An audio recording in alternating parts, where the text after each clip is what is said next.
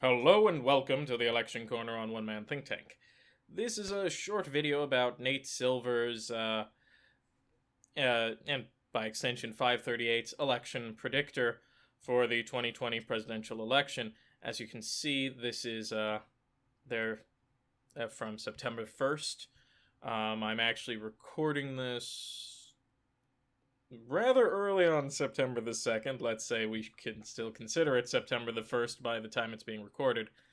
And this is an update of a video I plan to post on Monday, but it's actually only gotten more relevant because Nate Silver has Joe Biden only winning about 68% of the time, Trump 31% of the time, and then you got this equally divided chance.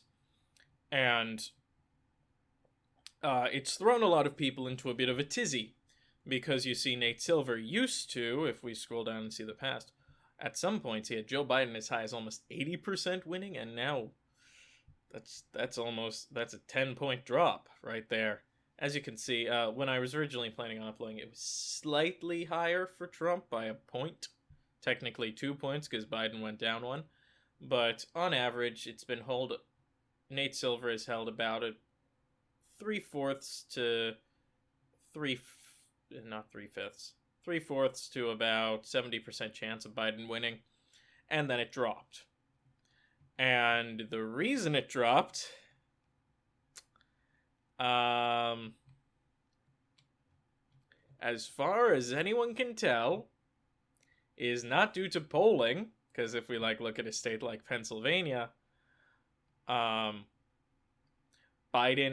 is in the high 40s and 50s, even across the board from good pollsters and bad pollsters, and Trump's in the low to mid 40s, which is a sign that Biden should be polling much higher, let's say 70s and 80s range. And it's always very telling whenever Nate Silver releases his polling algorithm, because it shows up with a very hot, and this happens every year. Look back. I remember it happening in the Senate race. I remember it happening a bit in the Clinton race. It starts off really high and really partisan, and then it drops down to the middle because, and this is all hypothetical, but it is my best guess on the matter. Well, Nate Silver has said as much for this initial thing. It's because he front loads something called uncertainty into it. Meaning that as long as we're far out from election day, you never know. You never know. So we're going to make it much easier for the underdog to win. That's what uncertainty means. It means they count a higher variance in polling numbers, basically. Or assume a higher margin of error than there probably is. At least that is my understanding of it. And you end up with stuff like this, where, so these are the examples. Here's a Trump win, where Trump wins Oregon.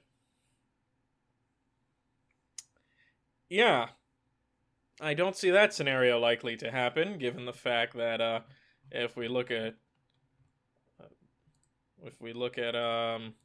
Oregon's polling here, I'll just use their convenient little calculator. Yeah, he's got a 9 in 100% chance of winning, which is really low. Now, it means it could flip, and of course these are just some representatives. They didn't just run just over 24 forecasts and then let sleeping dogs lie. They ran more, but it's a good example of what uncertainty does. All of a sudden, one of these scenarios, Oregon flips, and you end up with scenarios like this where Biden takes states he will not take. He has no chance of taking. And I'll do the obvious, and now we get into my speculation on why this happens. Keep in mind, this is speculation. I don't have any immediate proof, just what I've read, what I've seen, and this is my opinion. I think Nate Silver was scarred by 2016. You see, what brought Nate Silver's claim to fame, what brought him into the mainstream, was the fact he perfectly predicted the 2012 election. I know he perfectly predicted the presidential election map. I think he might have also gotten the Senate map right. Can't remember that, though. And everyone went, man, this guy knows what he's doing. And for the record, he didn't have predictions that looked like this, where, oh, it's really tense out there, because uncertainty is important. It was, oh, Obama's safe in Ohio when he might have not been. He's safe in a bunch of likely states, and then basically, well, Romney could win a few, but he's got no chance. It was a very bold declaration. Now, Romney wasn't likely to win, but still, it shows that Nate gave this very decisive map that was right. But now now I would argue the maps he's presenting us with, if we could get this on an actual map, which I can't see a way to do, is the exact opposite. There's a lot of, but it could flip, we need to be careful. And I think 2016 is responsible for that. Nate Silver went into the 2016 election with the same style of map he went into 2012 with. This very decisive, Clinton's going to win these states. She is very likely to win the election. Trump only has about a 30% chance. And then was wrong. And that nearly sank him. This is really important to keep in mind. Everyone thought Nate Silver was a big dum-dum after the election. I actually remember I was a little bit annoyed with him, but that was more just annoyance with how the election turned out. And I thought to myself, after doing some reading of, well, it was a 30% chance. If someone gave me to use an analogy, if someone gave me a 70% chance of hitting a shot in XCOM, I wouldn't take it. I'd go, that's too risky. 30% is really big when you're actually faced with it. And the sheer fact of the matter is, I think that kind of messed with him a bit. Especially when presented with an election like this. I uploaded my presidential election prediction for this week yesterday. And if you take a look at it, this election's basically set in stone, in my opinion. Biden's going to win. There could be some changes in the next 2 months, but I don't see how that's going to be in any way likely to happen. Like Trump losing, Biden losing to Trump being a likely scenario. I don't see that as possible. I think it's really likely Biden's going to win, and it's basically going to be with Barack Obama's blue wall, plus or minus a few states. I think, yeah, this is a good idea of what I think the final map will probably look like, this one right here. But I think it really messed with him. I think the potential of being so wrong messed with him. And now he's got, 30% chance. If I just give Trump 30% chance and he wins, then he can say, well, it was unlikely, but he did it. He did it. And keep in mind, slightly favored to win. If you have a 70% chance of winning something, like I said, I wouldn't take the shot in XCOM, but I would say it's a little better than slightly favored. It is favored at that point. And at about 80 to 90%, it gets incredibly favored. But if you're at 68, but it was in the mid-70s too, Biden was only slightly favored, so I stick with it. By the time you're in the 70s, you're talking about favored. But like I said, Nate Silver pumped uncertainty into his model because I think he's so nervous about getting it wrong. And right now he's using the argument of, well, it's 2 months till election day. We don't know what's going to happen. So I need to act like the polls don't matter. And if you're so worried about the current polls being wrong, and you know what? The most important polls are the ones we're going to see, besides the actual election itself, are the ones we see in the final month. That's when all of the pollsters' maps are going to go crazy, including my own. That's when you're going to see a bunch of changes over the month of October. Like on Halloween night, it's going to be a scare for some people because I'm imagining a lot of these maps are going to get a lot more contested. But to go out of your way to be like, well, I'm pumping extra uncertainty into my model without a good reason why, like we're a few months out, okay. All uncertainty does is say, my current model isn't accurate.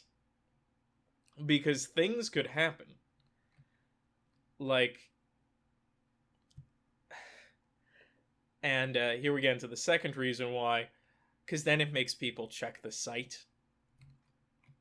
People keep checking back in. If Nate Silver calls it for Biden now, no one comes and looks through the nice, cool. It's a cool little infographic. I like it.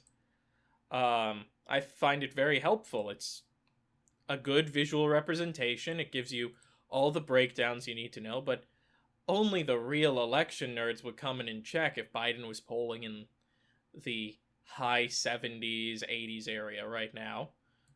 Like, no one's going to come look at this if you already know the answer. They come glance once, go, oh great, and then go.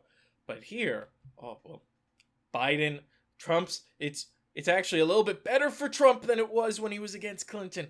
Oh my goodness. Oh, could Trump win?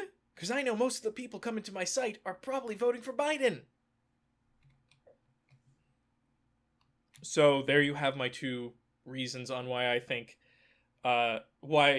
think you should really take this with a more than a pinch of salt, probably a proper Salt Lake out of this, because when you pump uncertainty into your model, that means your model isn't accurate right now. You're admitting that. And like I said, I think he's doing it to get clicks. I think he's doing it because he's afraid of being wrong and he doesn't want his credibility tarnished. Because he stakes his reputation on these models because that's what made him big. I think he would still have people listening to his opinions, but I remember, a lot of people can remember this, back in 2018 when the active election prediction model came out for the House. It was so volatile on who was going to win, despite the fact that a lot of polls made it look like the House was going to go to the Democrats. And frankly, looking back, it was pretty obvious that it was going to flip. It was going all over the place, including showing at one point, I believe, the Republicans were going to keep the House, because he pumped so much uncertainty into it. That's why you need to take it with a grain of salt. Uncertainty doesn't make your model better or future-proof it. What it does is it takes your model and it makes it go, I see these polling numbers, but hypothetically, Donald Trump could personally cure every American of coronavirus, and then you get a map like this. I'm intentionally exaggerating for humorous effect, but in practice, yeah, I think it's a little bit irresponsible, but that's just me. And if you agree with me, time to get into the plug part, leave a like down below.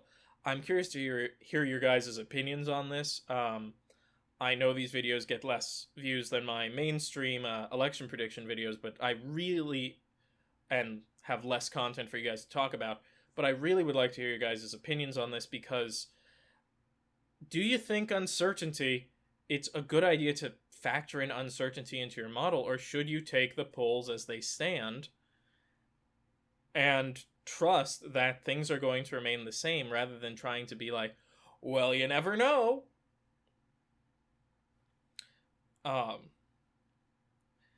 And if you want to see more content from the channel, speaking of other videos, click the subscribe button and the notification bell. If you want to see more of my commentary outside of the channel, I have a Twitter, at OneManThinkTan1, the Roman numeral 1. The link is down in the description. Otherwise, as always, have a wonderful day.